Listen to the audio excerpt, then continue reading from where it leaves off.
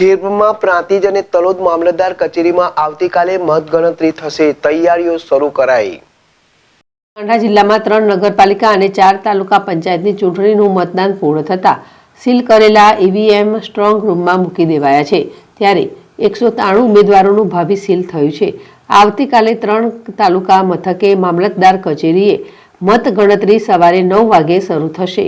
આ અંગેની વિગત એવી છે કે સાબરકાંઠા જિલ્લામાં પ્રાંતિજ, તલોદ, ખેડબ્રહ્મા નગરપાલિકાની સામાન્ય અને વિજયનગર, પોશીના અને પ્રાંતિજ તાલુકા પંચાયતની 4 બેઠક પર પેટા ચૂંટણી માટેનું મતદાન પૂર્ણ થયું છે, ત્યારે 193 ઉમેદવારોનું ભાવિના સીલ થયેલા ઈવીએમ તાલુકા મથકે મામલતદાર કચેરીના સ્ટ્રોંગ રૂમમાં મૂકી દેવાયા છે, જ્યાં પોલીસ પહેરો લાગી ગયો છે।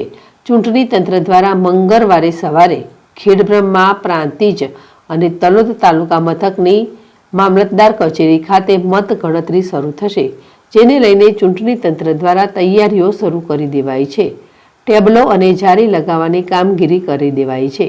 ચૂંટણી વિભાગમાંથી મળેલ માહિતી મુજબ પ્રાંતિજ, તલોદ અને ખેડબ્રહ્મામાં 3 પાલિકા, 3 તાલુકા પંચાયત, 6 સ્થળ, 6 હોલમાં 20 ટેબલો પર 101 કર્મચારીઓ મતગણતરી કરશે। મતગણતરી સ્થળે 315 પોલીસ કર્મીઓ ફરજ બજાવશે, તો વર્ગ 4ના 40 કર્મચારીઓ ફરજ બજાવશે।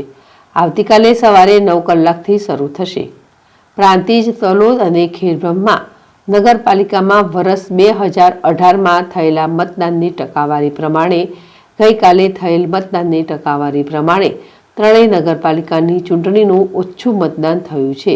ખેડબ્રહ્મામાં 3.31% મતદાન ઓછું થયું છે, પ્રાંતિજમાં 4.34% મતદાન ઓછું થયું છે, તલોદમાં 4.93% મતદાન ઓછું થયું છે।